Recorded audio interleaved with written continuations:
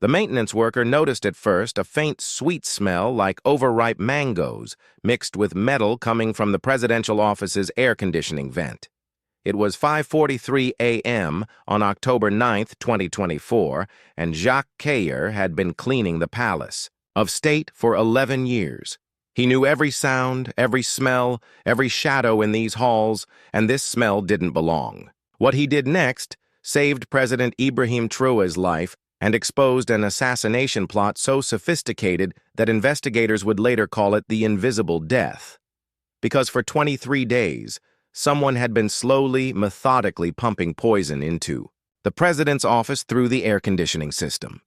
The dosage was calculated to kill not in hours or days, but in exactly 30 days, making it look like a natural illness. Traoré had already been breathing it for 3 weeks. He had 7 days left to live, and he didn't even know he was dying. Jacques Cayer wasn't supposed to be there that morning. He usually cleaned the executive wing on Tuesdays and Thursdays, but his colleague Samuel had called in sick, and Jay needed the extra hours to pay for his daughter's school fees. As he pushed his car down the marble hallway, the wheels squeaking slightly in the pre-dawn silence, he was thinking about nothing more than finishing quickly and getting home before the morning traffic. But when he opened the door to the president's office, and that strange smell hit him, every instinct from his previous life kicked in. Because before he was a janitor, Jacques had been a chemical engineer trained in Paris until a political dispute had cost him his career and reduced him to pushing a mob for survival. He knew that smell, not exactly, but close enough. During his training, he had worked with organophosphates, the family of chemicals that included everything from pesticides to nerve agents. This smell had that same underlying signature: sweet, but wrong; natural, but synthetic. His first thought was that maybe something had died in the ventilation system, a rat or bird. But as he moved closer to the president's desk, directly under the main air vent, the smell grew stronger and more distinctive. This wasn't decay. This wasn't decay.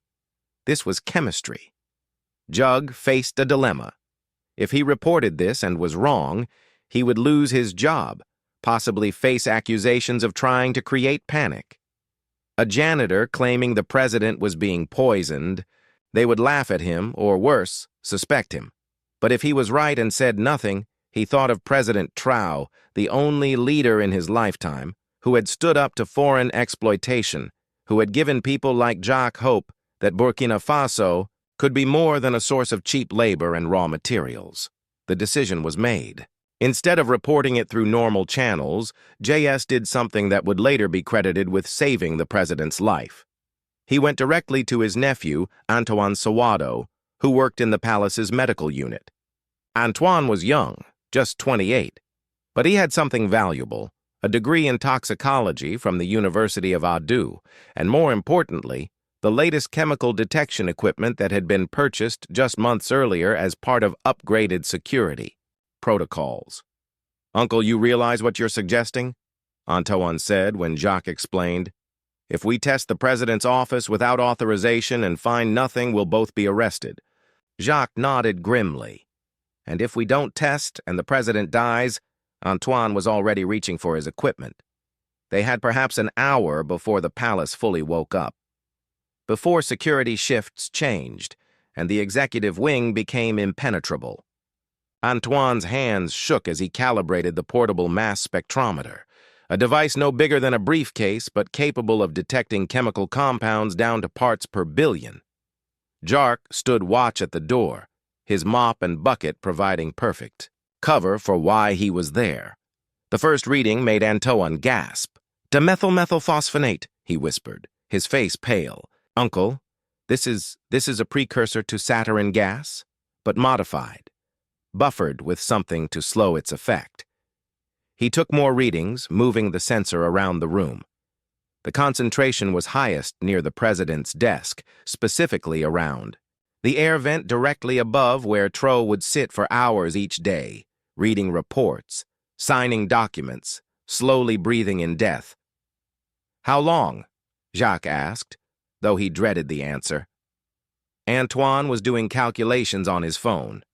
At this concentration, with prolonged daily exposure, maybe 30 days from first contact to organ failure, it would look like a mysterious illness, probably blamed on stress or an unknown tropical disease. By the time symptoms became severe, it would be irreversible. They had to act immediately, but who could they trust? The poisoning required access to the air conditioning system, knowledge of the president's schedule, and sophisticated chemistry. This was an inside job, possibly reaching high into the government or security apparatus. One wrong move and they would either be silenced or worse blamed for the poisoning themselves. Jacques made another crucial decision. We go to Captain Bryce Yamogo. He said Yamogo was the only female member of the president's security detail promoted by Traoré himself, over significant resistance from the old guard. She had no connections to the previous regime, no debts to foreign handlers. If anyone could be trusted, it was her. They found Captain Yamio beginning her morning rounds. When she saw the janitor and the medical technician approaching her with urgent expressions, her hand instinctively moved to her weapon. But as Antoine showed her the spectrometer readings, her skepticism turned to alarm. "How long has this been happening?" she demanded. Antoine pulled up the data. "Based on the chemical degradation pattern, I'd estimate about 23 days. The president has maybe a week before symptoms become irreversible." Yayogo's response was swift and decisive. She immediately activated Protocol 9, a lockdown procedure that sealed the executive wing and summoned only the most trusted security personnel. Then she did something that surprised both Jacques and Antoine. She called President Traoré directly. "Sir, do not enter your office. I'm coming to your residence immediately with the medical team." 20 minutes later, in a secure room in the presidential residence, Traoré sat calmly as Antoine explained the findings. The president showed no panic, only a thoughtful expression as he processed the information. 23 days, he said quietly. That would mean it started on September 16th. He pulled out his phone and checked his calendar. The day after I announced the currency reform, the day after I expelled the French financial advisors, Dr. Fud Dave S. of Sawaj Mari Ouedraogo, the president's personal physician who had been summoned, was running blood tests using portable equipment. "Mr. President, your blood shows elevated acetylcholinesterase inhibition. It's consistent with organ of phosphate exposure. We need to start treatment immediately." But Traoré raised his hand. "First, we find out who did this. Doctor, how long before the treatment must begin?" 48 hours at most, sir. Beyond that, the damage to your nervous system could be permanent." Traoré nodded and turned to Yamogo. "Captain, we have 48 hours to find our assassin, but we do this quietly. If they know we've discovered the poison, they might activate a backup plan or destroy evidence." The investigation that followed was a masterclass in counterintelligence. Instead of a massive security sweep that would alert the conspirators, Yamayogo's team worked in shadows. They started with the air conditioning system itself. The palace's HVAC was a complex network of ducts, filters, and circulation systems, maintained by a contractor called Climate Solutions International. The company had been servicing the palace for 5 years without incident. But when investigators checked the maintenance logs, they found something curious. On September 15th, a day before the poisoning began, there had been an emergency repair to the system serving the executive wing. The work order had been signed by the Deputy Chief of Palace Operations, Robert Cafando. But when questioned, Cafando claimed no knowledge of it. His signature had been forged expertly, but forged nonetheless. The security footage from that day had mysteriously corrupted, showing only static for a 3-hour period when the repair supposedly took place. The investigation led to a technician named Paul Bong, who had been employed by Climate Solutions for only 6 months. When they went to arrest him, they found his apartment empty, cleaned out, but not thoroughly enough. In the bathroom behind a loose tile, investigators found a single ampule of the modified chemical compound. It was proof, but Bongu himself had vanished.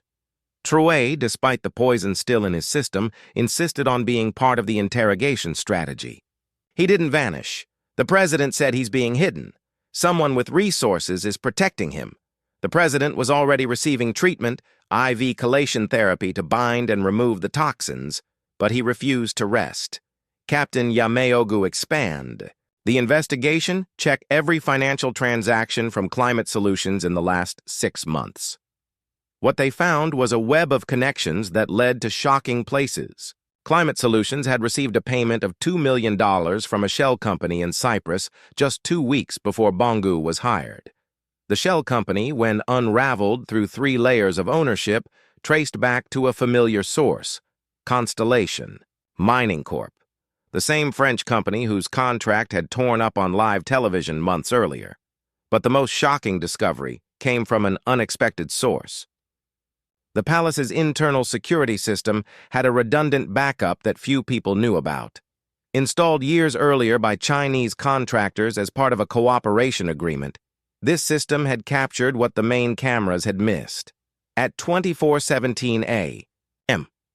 on September 15th, it showed 3 figures entering the mechanical room where the air conditioning systems were housed. 2 were unidentifiable, wearing maintenance coveralls and masks. But the third, who seemed to be supervising, made a fatal mistake. For just a moment, he lowered his mask to smoke a cigarette. The face was clear in the Chinese camera's high-definition footage.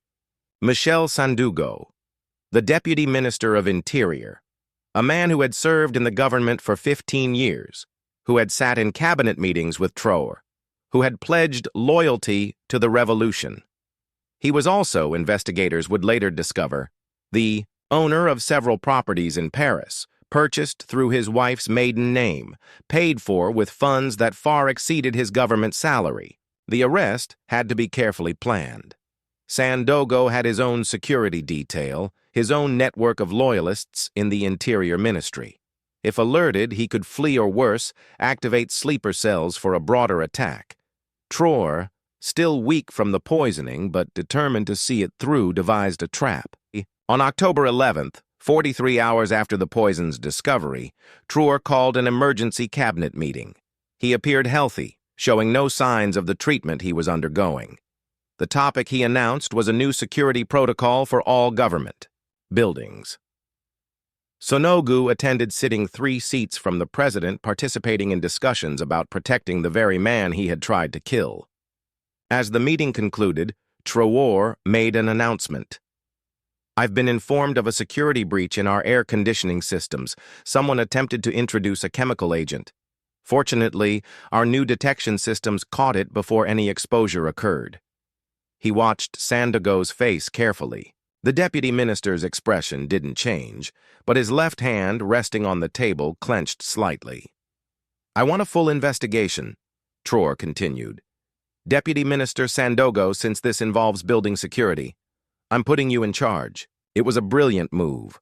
Sendo now had to pretend to investigate his own crime, but more importantly, it gave Captain Yameogo's team the ability to monitor his every move, every call, every meeting under the guise of supporting his investigation. Within hours, Sandogo made his mistake. He called a number in Abidjan from what he thought was a secure line. The conversation was in code, but the meaning was clear. The operation had failed. Extraction was needed. The arrest came that night. Sandogo was taken from his home at 3 a.m., not by regular police, but by a special military unit loyal only to Traoré. In his house, they found more evidence. Encrypted communications with French intelligence officers, bank statements showing regular deposits from Constellation mining, and most damning, a detailed timeline of the poisoning plan, including a chilling note. Subject should show first symptoms by day 25, full organ failure by day 30. Death will appear natural, likely attributed to unknown tropical disease. Under interrogation, Sandogo broke within hours. The plot, he revealed, went deeper than anyone imagined. He was part of a network called the Restoration, comprised of officials from the old regime who wanted to return Burkina Faso to its previous status as a compliant French client state. The poisoning of Traoré was just the first step. Once he was dead, they planned to blame his death on extremist elements, declare martial law, and invite French forces back to restore order. The network included 3 other ministers, 7 military officers, and dozens of civil servants. But the most chilling revelation was that there were similar networks in Mali, Niger, and Guinea, all coordinated by what Sandiago called the Paris Working Group, an unofficial organization of French intelligence, military, and business interests, dedicated to maintaining French influence in Africa. Traoré's response was measured but devastating. Instead of mass arrests that might trigger a French intervention, he chose surgical precision. The conspirators were detained quietly, one by one. Over the course of a week, each arrest was documented, evidence catalogued, confessions recorded. Then on October 20th, exactly 1 month after the poisoning began, Traoré went public. The press conference was held in the same office where he had been slowly poisoned. The air conditioning system had been completely replaced, but Traoré made a point of standing directly under the new vent as he spoke. For 23 days, he began. I breathed poison in this office. It was designed to kill me slowly, to make my death appear natural, to avoid the international attention that a bullet or bomb would bring. He held up a vial of the poison compound. This is what they used. A modified nerve agent diluted and dispersed through the air I breathed while working for our nation. They thought they were being clever, sophisticated, invisible. He set the vial down carefully, but they forgot something fundamental about Burkina Faso. We are not alone. We have each other. A janitor noticed a strange smell. A young medical technician identified the poison. A security officer acted without fear. Ordinary Burkina citizens saved their president. Not because of who I am, but because of what we are building together. The international reaction was immediate and dramatic. The use of a chemical weapon, even a modified one, against a head of state, crossed every red line. The African Union demanded a full investigation. The United Nations Security Council held an emergency session. Even France's traditional allies distanced themselves from what was clearly an attempted assassination, using weapons banned under international law. The French government denied all involvement, claiming Sandiago and his network were rogue elements acting without authorization. But the evidence was overwhelming. Financial trails, communication logs, and the sophistication of the poison itself, which investigators determined could only have been produced in a military-grade laboratory, all pointed to state involvement. The aftermath changed everything. Across Africa, governments began reviewing their security protocols, checking their own air conditioning systems, testing for poisons. The TRO protocol became standard, regular chemical detection sweeps of all government buildings. But more importantly, it shattered the illusion of French invincibility. If they could be caught trying to assassinate a president with poison, what else were they capable of? What else had they done that hadn't been discovered? Jacques Coeur, the janitor who had noticed the smell, became a national hero. Traoré personally awarded him the National Order of Valor and offered him any position he wanted in the government. Jacques chose to return to his original profession, becoming the head of a new chemical security division tasked with protecting all government buildings from similar attacks. His first act was to hire his nephew Antoine as his deputy. Captain Patrice Yameo was promoted to general, the youngest in Burkina Faso's history, and put in charge of a new Pan-African intelligence sharing network designed to prevent and detect assassination attempts. Her first report, classified but leaked to sympathetic journalists, identified 17 other attempts on African leaders in the past decade. Most never publicized, some successful, but attributed to natural causes. As for the poison itself, analysis revealed it was a masterpiece of evil chemistry. The compound was designed to break down into harmless components after 30 days, leaving no trace in an autopsy. If Jacques hadn't noticed that sweet metallic smell, if Antoine hadn't had the right equipment, if Captain Yogo hadn't acted immediately, Tor would have died and no one would have known it was murder. Paul Bong, the technician who had actually installed the poison dispenser, was found 3 months later in a shallow grave outside Abbey. He had been shot execution style, presumably to prevent him from testifying, but his death came too late. His confession, recorded during the brief period between his arrest and his lawyer's arrival, provided crucial evidence about the technical aspects of the plot. The modified air conditioning unit itself was preserved and is now displayed in the Museum of Sovereignty in Ouagadougou, along with the spectrometer readings, the poison vial, and Jax's original maintenance report. A plaque beneath it reads, "For 23 days, death flowed through these vents, but vigilance, courage, and solidarity flowed stronger. True himself recovered fully from the poisoning, though doctors said he was perhaps 72 hours from permanent neural damage when treatment began." In his memoirs published years later, he would write, "I have faced guns, bombs, and coups. But the poison in the air taught me the most valuable lesson. Our enemy's greatest weapon is their belief that we won't notice, won't understand, won't act." Jack Compare proved them wrong. A janitor with a chemistry degree saved a president and exposed an empire's desperation. The French company Constellation Mining faced international sanctions and lawsuits. Several of its executives were indicted by the International Criminal Court for conspiracy to commit assassination using chemical weapons. The company eventually declared bankruptcy, its assets in Africa seized and nationalized by various governments. But perhaps the most lasting impact was psychological.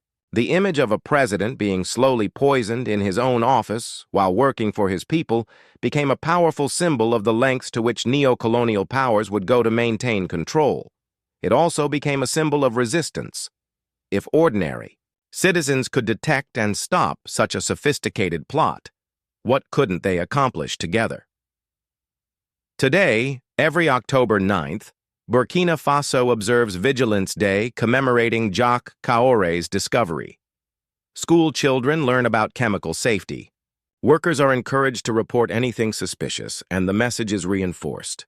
The safety of the nation depends not on sophisticated systems or foreign protection, but on citizens watching out for each other. The poison plot failed not because of advanced technology or international intelligence, but because a janitor knew the smell didn't belong. A young technician had the courage to test it, and a security officer acted without hesitation. It was, as one historian wrote, the assassination that failed because Africa remembered to breathe together, and in that shared breath detected the poison meant to kill its dreams. Years later, when asked why he kept working despite knowing he was being poisoned for those final 48 hours before treatment, Traoré would smile and say, "Every breath I took in that office was an act of defiance.